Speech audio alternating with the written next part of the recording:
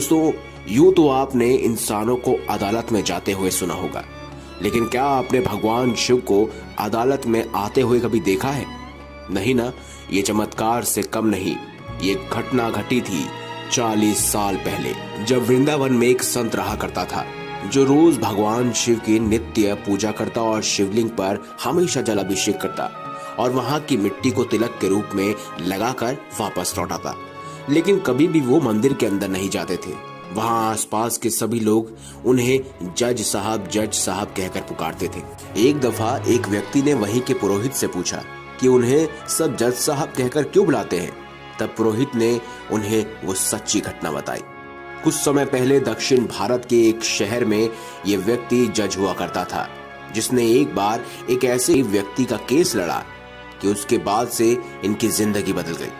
दरअसल दोस्तों, बात ये है कि ये जिस शहर में रहते थे उस शहर से सटा हुआ एक गांव था जहां भोला नाम का एक व्यक्ति रहता था। वह व्यक्ति काफी भोला और गरीब था, जिसने अपनी बेटी की शादी के लिए गांव के जमींदार से कर्ज लिया था। और जब भोला ने ब्याज सहित उन पैसों को चुकाने के लिए जमींदार के पास गया तो जमींदार ने उसे एक कागज में हस्ताक्षर करवा लिए। उसमें लिखा था कि भोला सारे पैसे ब्याज सहित चुका दिया है। जिसके बाद जमींदार ने कहा कि भोला इस कागज को ध्यान से पढ़ लो। लेकिन भोला तो अनपढ़ था, इसीलिए उसने कहा जो भी हो मेरे भोलेनाथ जाने। ऐसा सुनकर जमींदार के मन में लालच आ गया।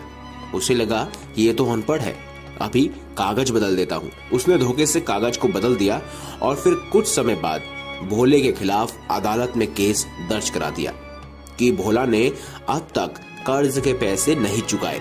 केस के दौरान जब भोला ने अपने बचाव के लिए वह कागज पेश किया तो जमींदार ने उसे भी बदल दिया। उसमें लिखा था कि भोला ने अब तक सारे पैसे नहीं चुकाए हैं। जिसके बाद जज ने उससे पूछा कि आपके पास कोई और सबूत है? तो उसने कहा कि नहीं, जब मैं पैसे दे रहा था तो वहां कोई मौजूद नहीं था सिवाय मेरे भोलेनाथ के।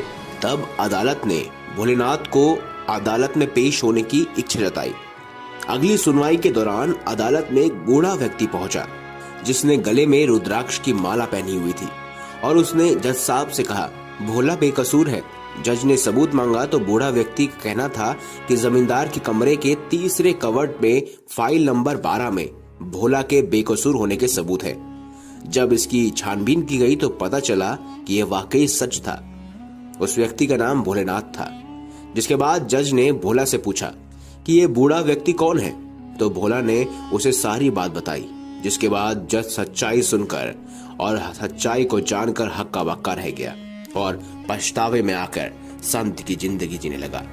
दोस्तों, जज को सबसे बड़ा पछतावा था कि साक्षात भोलेनाथ अदालत में आए थे और उनके सामने वो एक कुर्सी पर बैठा रहा। उन्हें पता ही नहीं चला कि यह साक्षात भोलेनाथ है। तब जज ने इस पछतावे की वजह से संत की जिंदगी जीना शुरू कर दी। तो दोस्तों, आपका क्या मानना है इस कहानी को लेकर? अगर ये वीडियो आपको अच्छी लगी हो तो इस वीडियो को लाइक करें, हमारे चैनल को सब्सक्राइब करें और ज्यादा से ज्यादा शेयर अवश्य करें। मिलेंगे अगली बार एक नई खास वीडियो के साथ। तब तक के लिए बहुत बहुत धन्यवाद।